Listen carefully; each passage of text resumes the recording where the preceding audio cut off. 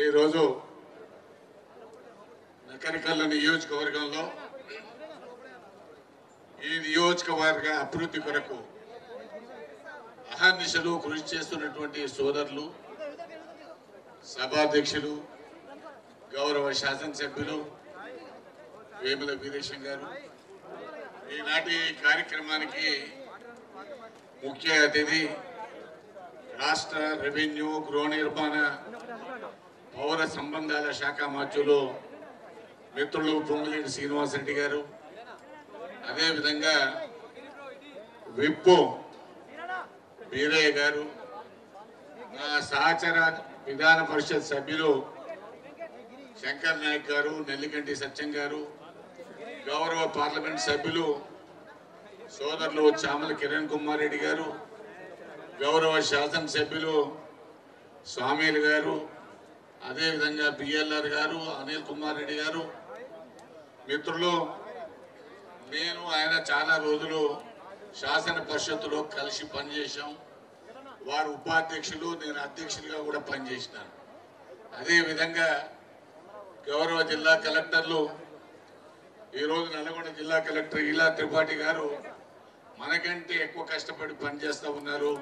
ఈ జిల్లా అభివృద్ధిలో వారి కీలక పాత్ర పోషిస్తూ ఉన్నారు. అదేవిధంగా భువనగిరి యాదాద్రి జిల్లా కలెక్టర్ హనుమంతరావు గారు, అదేవిధంగా మన సబ్ కలెక్టర్ నల్గొండ జిల్లా అడిషనల్ కలెక్టర్ అమిత్ నారాయణ గారు, అదేవిధంగా వేదిక మీద ఉన్నటువంటి అధికారులు, ప్రజాప్రతినిధులు అందరికీ కూడా ఈనాడు ఈ ఇందిరా హౌసింగ్ కార్యక్రమంలో లబ్ధిదారులందరికీ శుభాకాంక్షలు తెలియజేస్తూ పేరు పేరున నా హృదయపూర్వకమైనటువంటి నమస్కారాలు తెలియజేస్తాం. నిజంగా ఈ నాగరికల్ నియోజకవర్గానికి ఒక చరిత్ర ఉంది. ఇది అభివృద్ధి పదంలోనే కాదు, రాజకీయ రంగంలో కూడా వీరేశం గారు, రాజకీయ రంగంలో కూడా నగరికల్లుకు ఒక ప్రాధాన్యత, ప్రత్యేకత ఉన్నది. ఎందుకంటే ఈ నియోజకవర్గంలోనే నేను ఈ నియోజకవర్గంలోనే పుట్టినాను. తర్వాత వెంకటరెడ్డి గారు ఇదే నియోజకవర్గం, రాజగోపాల్ రెడ్డిది ఇదే నియోజకవర్గం, వీరేశం గారిది ఇదే నియోజకవర్గం, విద్యాసాగర్ గారిది ఇదే నియోజకవర్గం, కామ్రేడ్ నర్రా రాఘవరెడ్డి గారు, చెరుపల్లి సీతారాములు గారు, నోముల నరసింహయ్య గారు, అదే నంద్యాల నరసింహారెడ్డి గారు, మా చామల కిరణ్ కుమార్ రెడ్డి గారు కూడా ఈ గతంలో నగరికల్ నియోజకవర్గం. ఈ నియోజకవర్గం రాజకీయ నాయకుల ఉత్పత్తి కేంద్రం అని చెప్పొచ్చు. అంతమంది రాజకీయ నాయకులు ఈ నగరికల్ నియోజకవర్గం నుంచి ఉద్భవించారు. ఈ రాష్ట్ర రాజకీయాల్లోనే ఒక కీలక పాత్ర పోషిస్తున్నటువంటి సందర్భం అని చెప్పి నేను మనవి చేస్తాను. అదేవిధంగా ముఖ్యంగా ఈరోజు మా మిత్రులు పొంగులేటి శ్రీనివాసరెడ్డి గారి నేతృత్వంలో ఇందిరమ్మ ఇండ్ల కార్యక్రమం ఒక బ్రహ్మాండమైనటువంటి కార్యక్రమంగా ముందుకు పోతాం.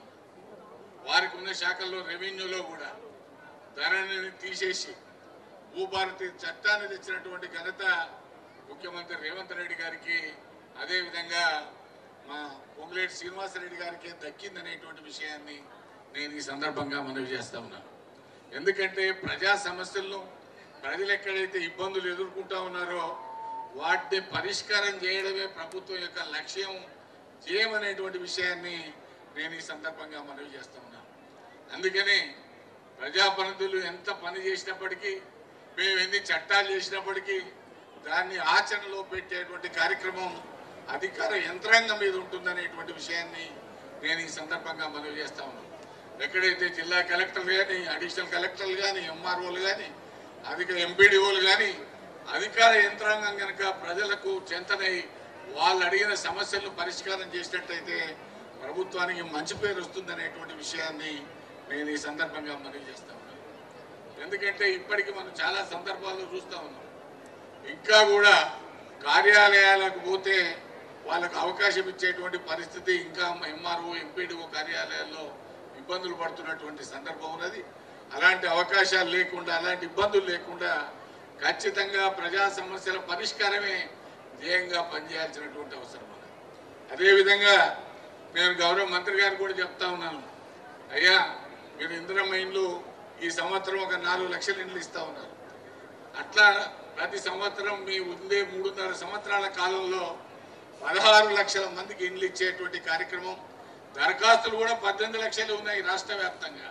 కాబట్టి అడిగే ప్రతి ఒక్కరికి కూడా ఇల్లు వస్తుందనేటువంటి విశ్వాసాన్ని కల్పించడంతో పాటు ఇంకా కొన్ని నిబంధనలు సడలించాల్సినటువంటి అవసరం ఉన్నది. ఇవాళ నేను వస్తే పొద్దుట ఒక ఆయన మెసేజ్ పెట్టాడు, సార్ నేను ఆటోను అప్పులో తెచ్చుకున్నాను, నాకు ఆటో ఉందని ఇల్లు తీసేసినారు, లేకపోతే నేను ట్రాక్టర్ను కిరాయికి తెచ్చుకొని నడుపుకుంటున్నాను, నాకు ట్రాక్టర్ ఉందని ఇల్లు తీసేసినారని చెప్తా ఉన్నారు. కాబట్టి అటువంటి చిన్న చిన్న సమస్యలను పక్కకు పెట్టేసి నిజంగా పేదవాడైతే తప్పనిసరిగా వాళ్ళకి ఇల్లు ఇవ్వాల్సినటువంటి అవసరం ఉందనేటువంటి విషయాన్ని నేను ఈ సందర్భంగా మనవి చేస్తా ఉన్నాను. ఈ ప్రభుత్వం కూడా చాలా గొప్పగా ఆలోచన చేసి పార్టీలకు అతీతంగా ఎవడు పేదవాడైతే వానికి ఇవ్వాలనేటువంటి ఆలోచనతోనే పోతా ఉన్నది. నేను గౌరవ ప్రజాప్రతినిధులు కూడా మనవి చేస్తా ఉన్నాను. ఎందుకంటే ఈనాడు ఒకనాడు ఓటేయనటువంటి వాడు వచ్చే ఎన్నికల్లో నీకు ఓటేయడనేటువంటి అపనమ్మకం పెట్టుకోవాల్సినటువంటి అవసరం లేదు. వాడికి ఏ ప్రభుత్వం న్యాయం చేస్తే వాళ్ళ వైపు తప్పనిసరిగా ఉంటాడనేటువంటి విషయాన్ని మనం గమనించాల్సినటువంటి అవసరం ఉందని చెప్పి ఎవరైతే మనకు వ్యతిరేకం ఉన్నారో వాళ్ళని దగ్గర తీసుకున్నప్పుడే మీరంతా బలోపేతం అవుతారనేటువంటి విషయాన్ని నేను ఈ సందర్భంగా మనవి చేస్తూ ఉన్నాను. ఎందుకంటే నేను ఒక గ్రామ పంచాయతీ సభ్యునిగా, ఒక సింగిల్ విండో చైర్మన్గా, 3 పర్యాయాలు పార్లమెంట్ సభ్యునిగా, మరి 8 సంవత్సరాలు డైరీ అధ్యక్షునిగా, ఇప్పుడు 5 సంవత్సరాల నుంచి మండలి చైర్మన్గా పనిచేస్తా ఉన్నాను. అంటే ఒక గ్రామీణ ప్రాంతంలో పుట్టినటువంటి మాలాంటి వ్యవసాయ కుటుంబంలో వచ్చినటువంటి వాళ్లకు ఇన్నిసార్లు ప్రజలు అవకాశం ఇచ్చారంటే ప్రజలతో మమేకమై ఉండడమే రాజకీయ నాయకులు చేయాల్సినటువంటి పని. అందుకనే మీరందరూ కూడా ఎప్పుడు కూడా ప్రజలతో ఉండండి. తిరిగి ప్రభుత్వం అధికారంలో రావాలన్నా, స్థానిక సంస్థలో గెలవాలన్నా మన మీదనే ఆధారపడి ఉన్నదనేటువంటి విషయాన్ని నేను ఈ సందర్భంగా మనవి చేస్తా ఉన్నాను. సమస్యలను పరిష్కారం చేయడంతో కొన్ని పరిష్కారం కావు, ఎందుకంటే ప్రభుత్వం యొక్క ఆర్థిక ఇబ్బందులు ఉండొచ్చు, కానీ వాటిని కూడా ప్రజలకు వివరించాల్సినటువంటి అవసరం ఉన్నది. చేయగలిగినే చెప్పండి, చేయలేని చెప్పకండి.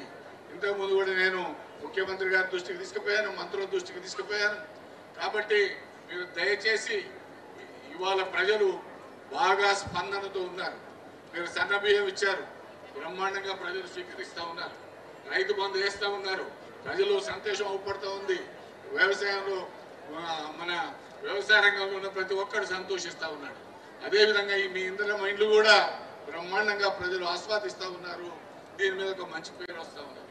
కాబట్టి ఇటువంటి కార్యక్రమాలను జయప్రదం చేయడానికి ఇటు ప్రజాప్రతినిధులు కానీ, అటు అధికార యంత్రాంగం కానీ ఎక్కడ ఏ సమస్య ఉన్నా వాటిని వెంటనే పరిష్కారం చేసి మరి ఈ కార్యక్రమాలన్నీ జయప్రదం చేయాల్సినటువంటి బాధ్యత మనందరి మీద ఉన్నదనేటువంటి విషయాన్ని నేను ఈ సందర్భంగా మనవి చేస్తూ, మరింత పెద్ద కార్యక్రమానికి మా సోదరులు వీరేశం గారు, ఆయన ఎప్పుడు కూడా ప్రజలతోనే ఉంటాడు, ప్రజల మధ్యనే ఉంటాడు.